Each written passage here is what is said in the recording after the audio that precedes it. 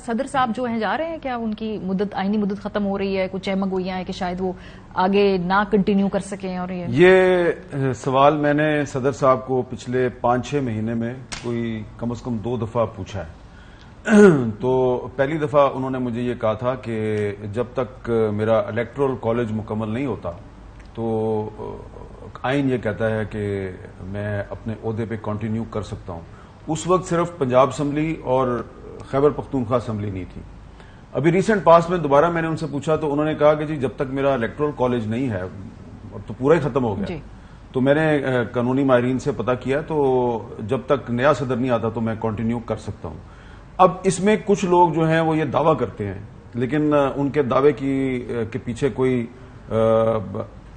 Constitutional power ہے یا نہیں ہے یہ میں کچھ نہیں کہہ سکتا. وہ دعویٰ کرتے ہیں جی کہ صدر صاحب کو کہہ دیا گیا ہے کہ جب آپ کا ستمبر کے مہینے میں ٹینیور ختم ہو جائے گا تو آپ نے استعفیٰ دے دینا ہے.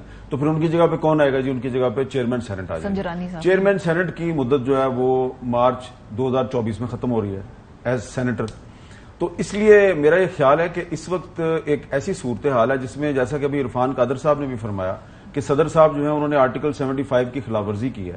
تو جب کوئی پریزیڈنٹ جو ہے وہ خلاف ورزی کرتا ہے کانسٹیٹیوشن کی تو اس کے خلاف کاروائی کا ایک ہی طریقہ ہے وہ امپیچمنٹ ہے. امپیچمنٹ پارلیمنٹ نے کرنی ہوتی ہے, پارلیمنٹ موجود نہیں ہے. تو اس لیے بہت سے آئینی خلا ہمارے ارد گرد جو ہیں وہ نظر آ رہے ہیں آپ کو, اور اس لیے میں نہیں سمجھتا ہوں کہ یہ کوئی اتنا کمپلیکیٹڈ ایشو نہیں ہے. ٹھیک ہے جب سپریم کورٹ میں چلا جائے گا تو سپریم کورٹ میں اگر تو بندیال صاحب 3 یا 4 یا 5 ممبر بینچ بنائیں گے اس پہ اعتراضات کیے جائیں گے تو ان کو ایک پورا جو ہے نا فل کورٹ بنانا چاہیے. لیکن اس سے پہلے وہ تو پتہ نہیں کب بنے گا. جو پریزیڈنٹ آف پاکستان نے ایک الزام لگایا ہے اپنے سٹاف پہ کہ انہوں نے میرے ساتھ دھوکہ کیا ہے, اس کی ایک انکوائری ہونی چاہیے اور وہ انکوائری باقاعدہ پبلک ہونی چاہیے. ورنہ یہ پہلے ہم نے نہیں دیکھا تھا کہ جی سپریم کورٹ نے حکم دیا کہ جی آپ 90 دن میں الیکشن کروائیں اور الیکشن کمیشن نے نہیں کروائے الیکشن.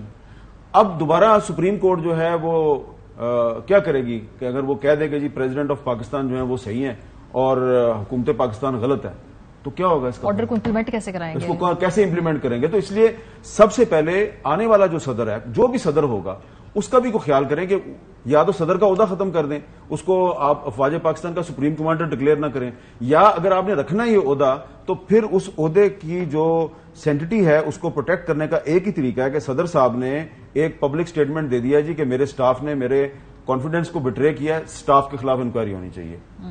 اور یہ جو اس میں پوائنٹ ہے کہ اس کا مطلب ہے کہ آپ پیچھے گفتگو کرنے کی گنجائش ہی نہیں ہے. اگر ایک ملک کے صدر کو اپنے پرائیویٹ اکاؤنٹ سے ٹویٹ کرنے کی ضرورت پیش آ جائے, اس کا مطلب ہے کہ ایک اور اعتراض بھی کہ یہ 24 گھنٹے کیوں انتظار کیا, 30 گھنٹے کیوں انتظار کیا؟ کیا اس وجہ سے اب یہ موقف لے رہے ہیں کیونکہ پہلے سائن کر دیے یا پہلے اپنی اپروول دے دی اور اس کے بعد جب بیک لیش آیا اپنی سیاسی جماعت کے جب قائدین پکڑے گئے تو پھر معلوم ہوا کہ نہیں یہ ایک غلطی ہے, اس لیے پبلکلی آ کے اس سے علیحدگی حاصل کرنی پڑی؟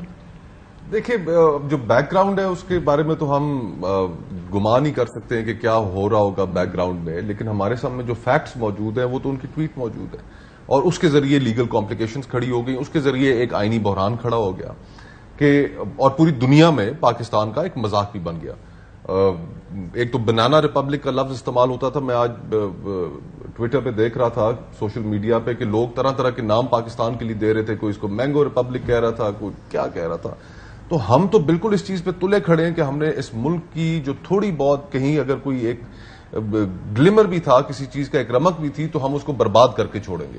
اور تمام جو سٹیک ہولڈرز ہیں جن کے اندر اسٹیبلشمنٹ بھی شامل ہے کہ کوئی ایک دوسرے کے ساتھ بیٹھ کے اس معاملے کو حل کرنے پر نظر نہیں آ رہا. یہ بحران بہت پرولونگ ہو گیا ہے اور فرینکلی یہ بحران شروع ہوا ہے ڈان لیگ سے, اور آج تک پاکستان میں ہم پورے 10 سال ضائع کر چکے ہیں اس پولیٹیکل انسٹیبلٹی, ریکور نہیں کر پائے, نہیں ریکور کر پا رہے اور اس کے اندر نئی ڈائمینشنز ایڈ کرتے جا رہے ہیں.